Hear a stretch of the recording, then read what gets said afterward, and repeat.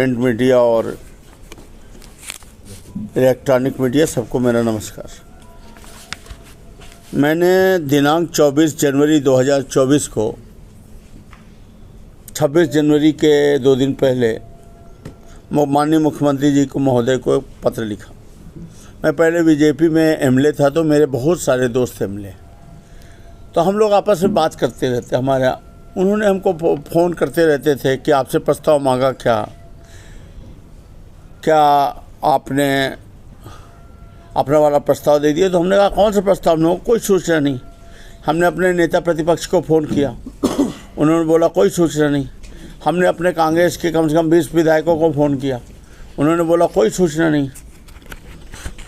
मेरे दिमाग में आया कि कल ये कह देंगे कि आपने जमा ही नहीं किया। तो हमने अपने पुराने बीजेपी के विधायक मित्रों से पूछा, तो उन्होंने बोला कमल सोलंकी करके एक डीएस है, डिप्टी सेक्रेटरी, वो सीएम के बिहाफ में फ़ोन कर रहे हैं कि 15-15 करोड़ रुपए के कार्य आप लोग प्रस्ताव दे दें, जो भी आपका मन है। तो मैंने तुरंत क्या किया कि उनकी समय सीमा जो थी इतनी तारीख तक दे दे, उसके अंदर ही 26 जनवरी के पूर्व उन्होंने लिखा था। मैंने 24 जनवरी 2024 को एक पत्र लिखा, विषय लिखा आगामी विधानसभा सत्र फरवरी 2024 के अनुपूरक बजट में सिमरिया विधानसभा क्षेत्र के विकास कार्यों को संलग्न सूची अनुसार बजट में स्वीकृत। फिर मैंने लिखा आपकी योग्यता पर मुझे संदेह नहीं, किंतु कार्य प्रणाली पद की गरिमा के अनुरूप नहीं। ये बड़ी बात। फिर हमने लिखा प्रथम विधानसभा सत्र के दौरान आपने जब अपनी ओथ ली थी, तो आपने ओथ में ये लिखा था कि बिना भेदभाव, बिना पक्ष विपक्ष, जनहित में हम किसी बिना राग द्वेष के काम करेंगे। इसके बाद जब आपने पहली बार अपना भाषण दिया सदन में, अभी जो पहला वो हुआ था, उसमें आपने कहा था कि दलगत भावना से ऊपर उठकर हम पक्ष और विपक्ष मिलकर प्रदेश के हित में काम करेंगे। लेकिन ये जो आपका ये, फिर इसमें मैंने लिखा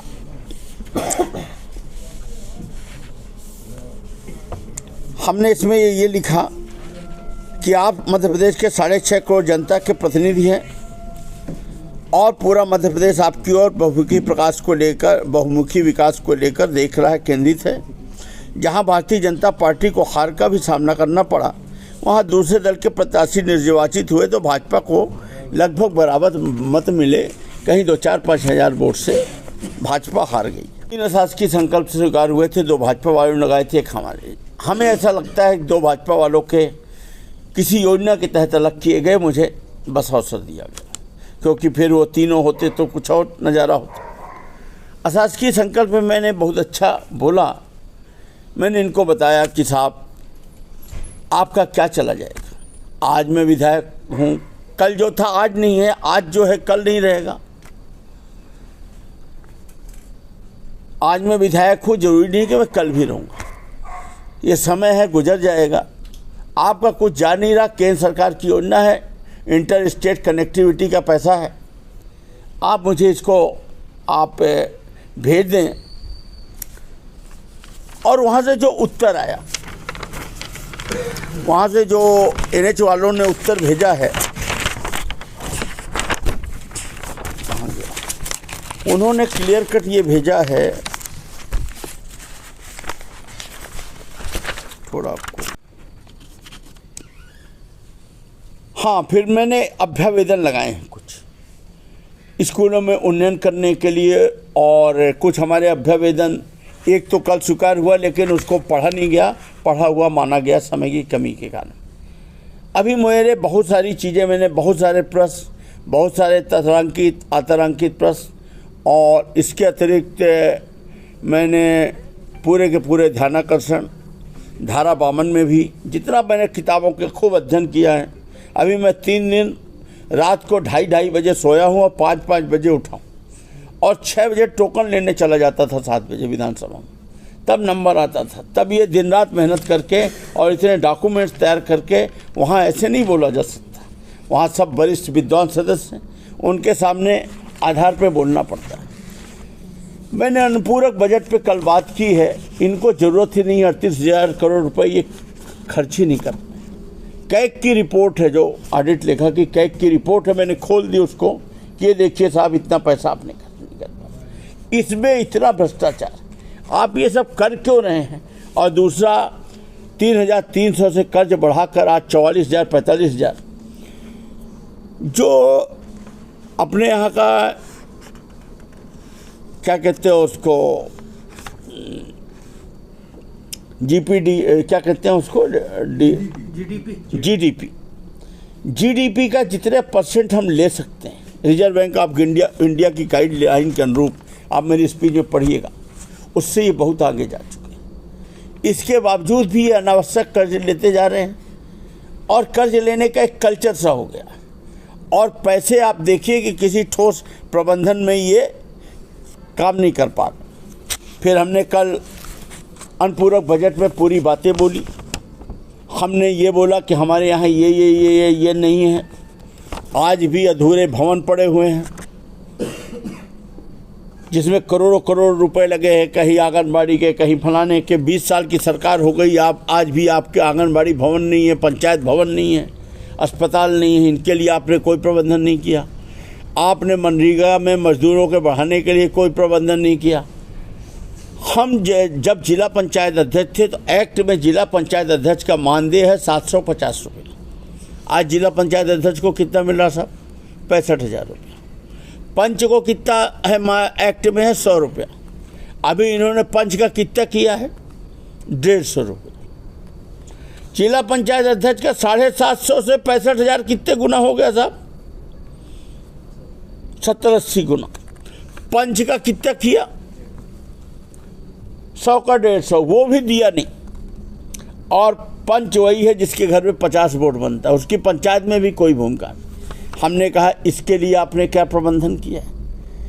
फिर हमने कहा कि जेल, जब से मैं तो जेल कभी नहीं देखा अंदर से, पर मैंने उन्हें बताया कि जेल के कैदी बताते हैं और लोग बताते हैं जिस तरह हम इंसान हैं, किसी ने अगर गलत काम भी कर दिया है तो उसको सज़ा मिलती, पर इंसानियत अपनी जगह है। आप फलाने दे गए थे तो मेरा कुछ खो जाएगा तो चला जाएगा। मुझे इनसे कोई उम्मीद नहीं है कि ये प्रदेश का भला करेंगे। मुझे कोई उम्मीद नहीं है कि ये, मैंने कल राज्यपाल के भाषण में पुनः मैंने रिपीट किया कि माननीय राज्यपाल महोदय, आपने लोक परिसंपत्ति विभाग की प्रशंसा की है कि लोक परिसंपत्ति विभाग से हमने इतने की संपत्ति बेच डाली। मैं इसकी प्रशंसा करता हूं कि उसमें भ्रष्टाचार नहीं हुआ, लेकिन ये शर्म की बात है कि हम अपने मूल संपत्तियों को बेचे दे रहे हैं। चलिए ठीक है, उसमें आपने वास्तविक बात ये है कि लोक परिसंपत्ति विभाग से इन्होंने कहीं छोटे से छोटे शहर की छोटी से छोटी ज़मीन बेची तो वो भी 28,000 30,000 रुपये स्क्वायर फीट में की। फिर मैंने जिक्र ये किया कल पुनः, जैसे पहले दिन किया था, जो ज़मीन ओपन ऑक्शन में 28,000 रुपये स्क्वायर फीट बिक रही है, उसको आपने सिरमौर चौराहे में 1,800 रुपये स्क्वायर फीट कैसे मूल्यांकित कर लिया? बगल वाली को 2,200 रुपये आपने कैसे मूल्यांकित कर दिया?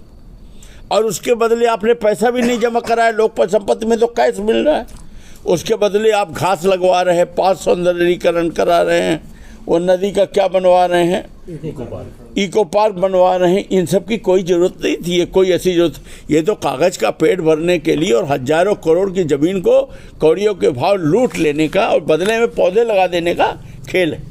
आज आप देखिए, कोर्ट के सामने जो सिंचाई विभाग की ज़मीन थी उसको इन्होंने बेचा कौड़ियों के भाव, और वही व्यक्ति जिसने भी खरीदा है वो सब मिले जुले हैं ये लोग, वो उसका प्लाट काट के 30,000 रुपये स्क्वायर फीट पर रजिस्ट्री करवा रहा है। ये क्या ये अगर ओपन ऑक्शन करते तो क्या 30,000 रुपये स्क्वायर फीट नहीं आता? क्या जरूरत है कान को घुमा के दे पकड़ने की? तुम खुद ही 30,000 रुपये स्क्वायर फीट ले लेते, तो तुम 2,000 रुपये स्क्वायर फीट लेके इसको दे रहे हो और ये वही बात तुम्हारे सामने 30,000 रुपये ले रहा है। इतना तो समझने लायक चीज़ है कि हो क्या रहा है। कोई बोलने वाला नहीं है, कोई बोल नहीं रहा था तो इनकी बातें खुल नहीं रही थी। अभी इन्होंने टेंडर में फिक्सिंग की, अभी इन्होंने आचार संहिता कब लगी थी? आचार संहिता नहीं 9 तारीख को सर, अक्टूबर, हाँ 9 को लगी ना, 6 को लगी, ऐसा कुछ। उसके 2 दिन बाद हमारे सिमरिया में 100 करोड़ के ऊपर के ये 2 टेंडर लगाते हैं आचार संहिता लगने के 2 दिन बाद, और जिस दिन हम लोगों का रिजल्ट खुला है उसके 1 दिन पहले उसको खोल लेते हैं। और जब हमने इसकी लेटरबाजी की तो ये कहते हैं कि हमने रीवा के राजस्त्री समाचार पत्र में 1 दिन पहले छपा दिया था। आजकल टेंडर का नियम क्या है? E portal, e procurement portal. Bangalore में बैठा ठेकेदार 150 करोड़ का टेंडर में कंप्लीट करेगा तो वो थोड़ी जानेगा कि रीवा के विंध्य भारत में क्या छपा है, ये थोड़ी देखने जानेगा। आजकल तो ई पोर्टल। और सबसे बड़ी बात यह है कि अगर आपका टेंडर फॉर्म बिकने का कोई और साधन हो तो हम उसको मान लें कि भाई ठीक है, विभाग बेच रहा है, हम कंप्यूटर में नहीं देख पाए। चाचा ससुर उसमें 9 साल ही थे जब तक ये सब आपका उन्हीं के टाइम में हुआ है। सिंह दुबे, RK सिंह दुबे क्या नाम। उसके बाद मात्र 1.5 या 2 साल में 3 अधिकारी आए, 6 महीने में चले गए, 1 साल में। उसके बाद पिछले 6 साल से फिर कोई अनुज प्रताप सिंह स्थापित, इन्हीं के टाइम पे सब कुछ हुआ। देवरा है, देवरा जानते हैं ना, रामनगर के पास देवरा। देवरा में क्या हुआ है, कर्नल बढ़िया वहाँ के इलाकेदार थे कर्नल बलवंत सिंह। कर्नल बलवंत सिंह बहुत अच्छे व्यक्ति, स्वतंत्रता संग्राम सेनानी थे और लेखक थे जैसे आप लोग। स्वतंत्रता के पहले से वो लिखते थे। जब स्वतंत्रता के पहले जब कांग्रेस की स्थापना हुई 1985 में ह्यूम ने की, तो उस समय देश का पहला मान्यता प्राप्त अखबार भारत भ्राता कर्नल बलवंत सिंह ने स्थापित किया। और वो जो भारत भ्राता स्थापित किया उस जगह मालूम कौन सी थी? जहाँ ये गवर्नमेंट प्रेस लगता था, यही वो जगह थी जहाँ उन्होंने स्थापित किया। और वो जब एक लेख लिखते थे अंग्रेजों के खिलाफ तो 1 साल जेल में रहते थे। फिर जब छूट के आते थे फिर एक लेख लिखते थे, फिर वो जेल में रहते थे। उनके अंग्रेजों के खिलाफ लेख लिखने में उनकी आधी से ज़्यादा जिंदगी जेल में चली गई। और उस जगह को गवर्नमेंट प्रेस को समदरिया सब संग्रहालय बना दिया गया। वहाँ पत्रकार भवन होना चाहिए था, वहाँ कर्नल बलवंत सिंह की मूर्ति होनी चाहिए थी। वो देश का पहला मान्यता प्राप्त अखबार था। इतना तो कम से कम रीवा की विरासत की रक्षा होनी चाहिए थी। पर हो क्या रहा है, कोई कुछ बोल नहीं रहा है। मुझे खुशी है इस बात की कि मैं विपक्ष से जीता हूँ, ईश्वर की कृपा है। मैं से जितना दम पड़ेगा, अगर मेरे संघर्षों में दम होगा तो मैं सिमरिया का विकास जरूर कर लूँगा, किसी के रोकने से नहीं होगा। ये अपने आत्मबल की बात है। और दूसरी तरफ वो चीज़ें जो आपके सामने 20 सालों में सामने नहीं आई हैं, मैं आपको पूरी लाइब्रेरी के साथ एक डॉक्यूमेंट के साथ मैं 5 साल समर्पित करूंगा, ताकि आप रीवा का एक असली चेहरा आपके सामने खुलेगा। मैं इतना ही कहता हूँ। हमने दूसरा काम ये किया था, एक आपके वीडियो में होगा, जब नीलम मिश्रा विधायक थी उस समय इंटर स्टेट कनेक्टिविटी को लेकर के केंद्र सरकार की एक योजना, केंद्र सरकार की योजना आई थी कि एक राज्य से दूसरे राज्यों को जोड़ने की। इसमें ये देखिए, मैंने निकाला है फेसबुक से कल ही माननीय गणेश सिंह जी का। इसको आप लोग फोटो खींच लीजिए, पढ़िए। खींचा, सब लोगों ने खींचा। इसको मैंने सदन में रखा। सदन में मैंने कहा कि इसमें लिखा है, गणेश सिंह जी अपने फेसबुक आईडी से लिखते हैं, सतना से इलाहाबाद के लिए नया राष्ट्रीय राजमार्ग बनेगा। माननीय भूतल परिवहन मंत्री नितिन गडकरी जी ने कई राष्ट्रीय राजमार्गों को स्वीकृति दी है। दमोह से हटा अमानगंज, जसों, नागौर, सतना, बाया सिमरिया, जवा, सूती, शंकरगढ़, इलाहाबाद राष्ट्रीय राजमार्ग की स्वीकृति प्रदान कर दी गई। इसी तरह अयोध्या से चित्रकूट जो नया राष्ट्रीय राजमार्ग घोषित हुआ, उसे मैंने चित्रकूट से सतना तक बढ़ाए जाने का प्रस्ताव दिया था, जिसकी स्वीकृति मिल चुकी है। इन सभी के टेंडर भी जारी हो चुके हैं। क्या गणेश सिंह जी झूठ बोलते हैं? अगर ये ऐसा नहीं है तो इसका मतलब वो झूठ बोल रहे हैं। अभी 17 जिले में 2 राष्ट्रीय राजमार्ग, पहला NH7 बेला से चुके, दूसरा NH75 बेला से बमीठा, ये कंप्लीट हो गया। इसके अलावा राष्ट्रीय राजमार्ग 17 जिले को एक नई सौगात मिल गई है। इसका काम जल्द ही शुरू होने वाला है।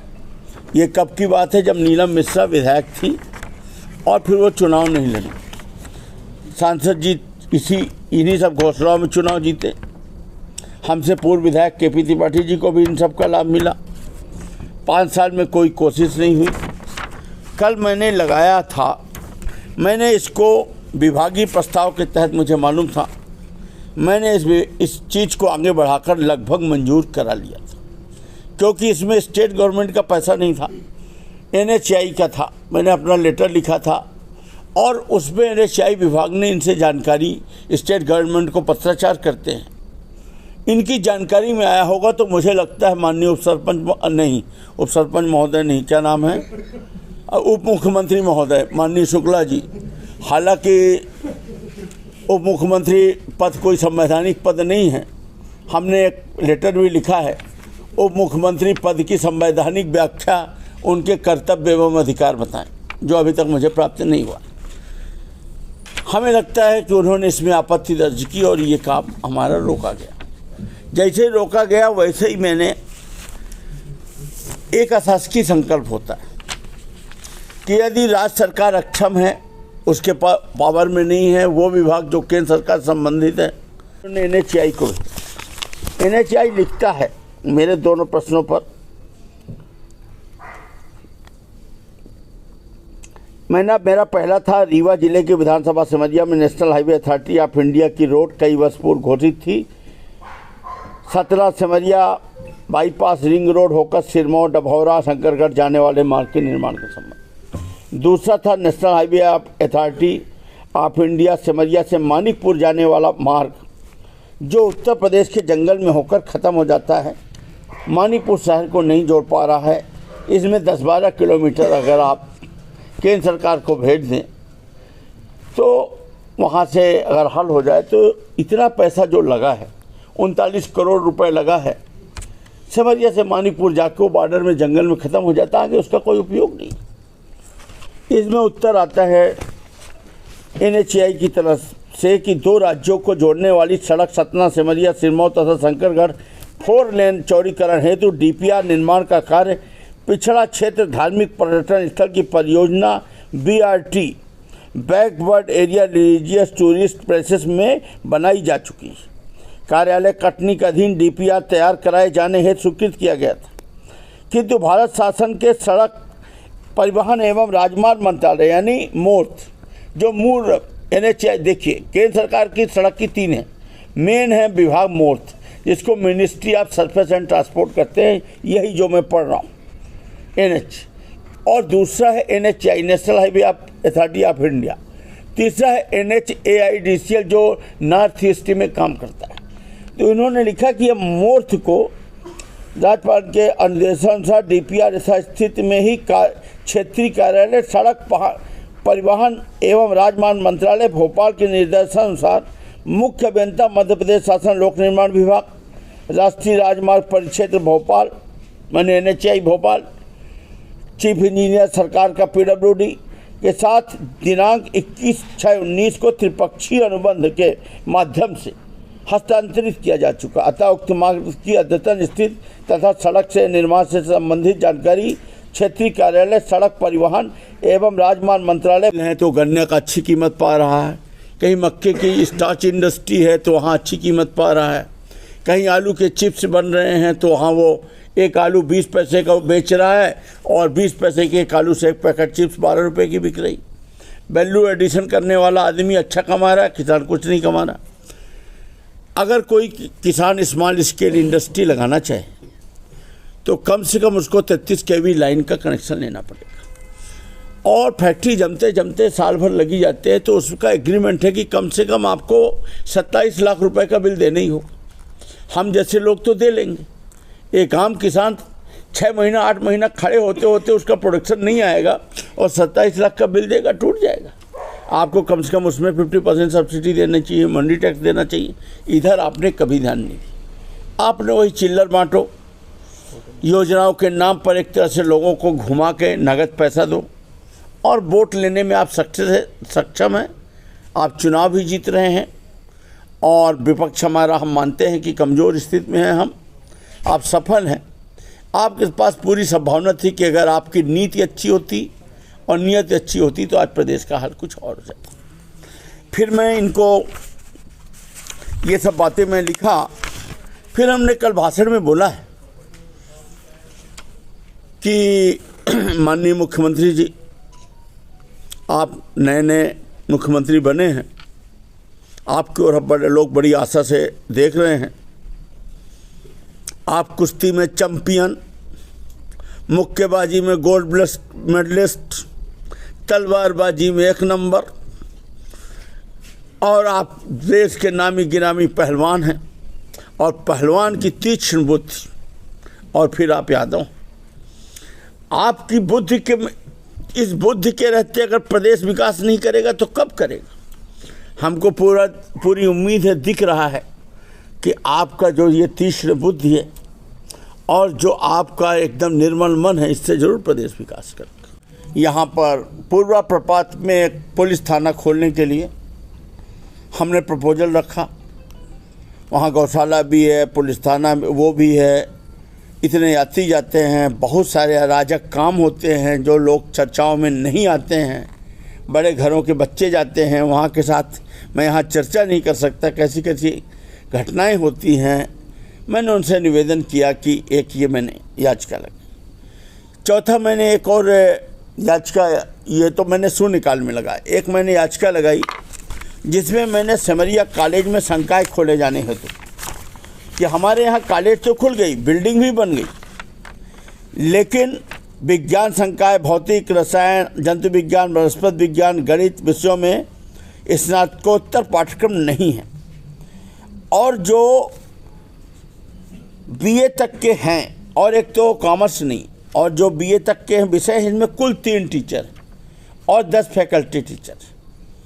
10 जो फैकल्टी टीचर हैं वो हमारे भारतीय जनता पार्टी के मंडल अध्यक्ष की पत्नी, इसकी पत्नी, उसकी पत्नी, सब ऐसे लोग भरे हुए। आप सोचिए बच्चों का भविष्य क्या होगा। हमने इनसे टीचरों की मांग की, हमने कॉलेज की बात की, हमने रिंग रोड की बात की, अपने दोनों उसकी बात की, फिर पूर्वा प्रपात की बात की। एक और चीज़ हमने मांगी थी, कहीं लिखा था ना, पार्टी जीत सकती, 10, 20, 30 तो हारी हैं, मने छूटेंगी। आप ऐसा क्यों मानते हैं कि लोकतंत्र में 100 में 100? फिर हम इसमें लिखते हैं कि मुझे दूरभाष द्वारा मिस्टर सोलंकी की ये जानकारी हुई और मैं मिस्टर सोलंकी से मिलने गया तो वो लेने को तैयार नहीं थे मेरे पीए से, तो मुझे जाना पड़ा। तब उन्होंने मुझे पावती दी और मैंने पूरे TSAS के साथ आपके यहाँ जमा करा दिए, जिला पंचायत में कॉपी जमा करा दी, कलेक्ट्रेट में जमा करा दी। और यह संभव नहीं है कि ये बिना आपके निर्देश के अनुसार हो, क्योंकि ये सब काम आपके मुख्यमंत्री सचिवालय से संचालित हो रहा है। इससे आपकी संकीर्णता स्पष्ट नज़र आ रही है कि आप कितना छोटा सोच रहे हैं। इससे मध्य प्रदेश का भला क्या होगा। कृपया करके सभी विधायकों को बराबर से उनका वो करें और मेरे प्रस्ताव को वो करें। मैंने उनको पत्र दे दिया, उसका उत्तर ये है, देखिए आप, परसों मेरे मेल में आया, परसों मेरे व्हाट्सएप में भी आया, मैसेज में आया। और ये 31 तारीख की, 31 क्या है ये, 31 जनवरी 2023 की डेट पे ये डिस्पैच करके ये इनके कार्यालय से राजेश कुमार सिंह, विशेष कर्तव्य अधिकारी, मुख्यमंत्री OSD ने पत्र लिखा। ये मेरा पत्र है जिसमें मैंने लिखा। फिर ये मेरे कामों की सूची है, ये लिखा। ये तो क्लियर है ना कि इनको मिल गया। 2024 अब जब ये सप्लीमेंट्री बजट आया तो उसमें किसी भी विधायकों के, कांग्रेस के शामिल नहीं। जब सप्लीमेंट्री बजट में, मैं आपके पास मेरी स्पीच है, इसमें देख लीजिएगा, मैंने कल अपनी स्पीच दी तो मैंने दिया स्पीच में कि 20 वर्षों से एक ही पार्टी की सरकार है, 18 वर्ष से एक ही व्यक्ति मुख्यमंत्री हैं। आज भी लक्ष्मी लाडली की जो नई लक्ष्मी लाडली पैदा हुई वो भी मजदूरी कर रही, रोजगार के आपने अवसर नहीं किया पैदा किए। राज्यपाल महोदय ने अभिभाषण में भी कहा है, मैं भी कह रहा हूँ, भारत गांधी के सपनों का देश है। यहाँ की 70-75% आबादी, 80% आबादी गांवों में विकास करती है। जब तक हम गांवों को मजबूत नहीं करेंगे, किसान को मजबूत नहीं करेंगे, उनकी बिजनेस साइकिल नहीं बनाएंगे, तब तक देश नहीं बदलने वाला। जैसे अभी हम गेहूं और चावल बो देते हैं, भगवान की ओर देखते हैं, आपने नहरें भी दे दी, थोड़ा उत्पादन भी बढ़ा, फिर हम उपार्जन केंद्रों का चक्कर लगा रहे हैं, गेहूं बेच रहे हैं, बस यहीं तक ना सीमित है खेती। कोई किसान बड़े मुश्किल से बच्चे को पढ़ा पा रहा है, बच्ची की शादी करना है तो डिसमिल 2 डिसमिल ज़मीन बेच पा रहा है। नरसिंहपुर, कुछ इंदौर का बेल्ट, रतलाम, कुछ ऐसी जगहें हैं, कुछ छिंदवाड़ा, जहाँ का किसान संपन्न है। हम लोग जब जिला पंचायत अध्यक्ष थे तो हमारे जब सदस्य बेचारे मांगते थे किलोमीटर 2 किलोमीटर, तो बगल में सीओ तुरंत लिख देते थे गेरवल रोड पे रोक, शासन को प्रस्ताव जाएगा। अब कैसे आपने कर दिया, और केवल एक ही जगह कर दी और बाकी विधानसभाओं में नहीं। पंचायतों में इसी तरह से लूट हुई है। सब चीज़ें मैंने प्रश्न के माध्यम से, विधानसभा के माध्यम से रखी हैं। कुछ हमारा, जैसे हमारे 2 प्रश्न हुए, एक केंद्रीय किचन सेट का, मैं चैलेंज करता हूं कि अगर ये हमको हरा दें, मैं विधायकी छोड़ दूंगा।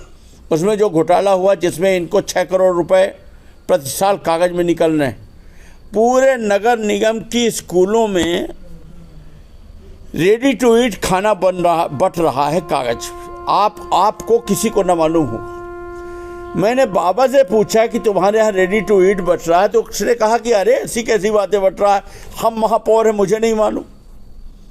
उसका टेंडर जिला पंचायत ने किया है, फंड जिला पंचायत से पेमेंट हो रहा है।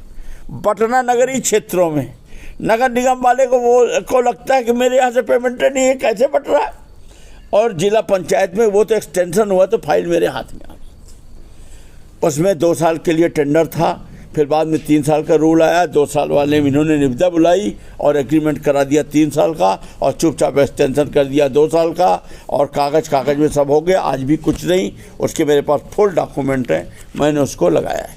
उसमें इन्होंने गोल गोल जवाब दिया और मंत्री जी ने उसको, इनके जवाब को मान के मुझे अस्वीकार कर दिया। मैंने धारा 52 में कल फिर अपील कर दी, उसमें आधे घंटे की चर्चा मांगी। अध्यक्ष जी से निवेदन किया कि इसको स्वीकार करिए और हमारी आधे घंटे की आमने सामने चर्चा कराइए। मैं बताऊंगा कि ये बिंदु क्रमांक 4.1 4.10 का उत्तर दे, और इसके बाद ये 26/7 का जो अगला आदेश आया है, उसके पहले वहाँ से भोपाल के जो मध्याह्न भोजन परिषद से उससे स्वीकृति आई, उसके बाद वो नया रूल्स आया। तो जब उस स्वीकृति के आधार पे आप कर रहे हो, जिसमें 2 साल और 1 वर्ष का एक्सटेंशन लिया है, तो नया रूल्स में जिसमें 3 वर्ष और 2 वर्ष लिखा है, उसको कैसे लागू कर सकते हैं? मैंने हम एग्रीमेंट इस टेंडर फॉर्म पे कराए, और एग्रीमेंट करते समय सीधे फोर्जरी। रीवा भ्रष्टाचार का पूरा गढ़ है, नहीं बदलेगा। यहाँ 20 साल से लोकल अधिकारी बैठे हैं, लोकल कर्मचारी बैठे हैं, सब आपस में एक दूसरे के नाते रिश्तेदार हैं। यहाँ और तो कोई फैक्ट्री खेती है नहीं, सरकारी लूटपाट की कमाई है।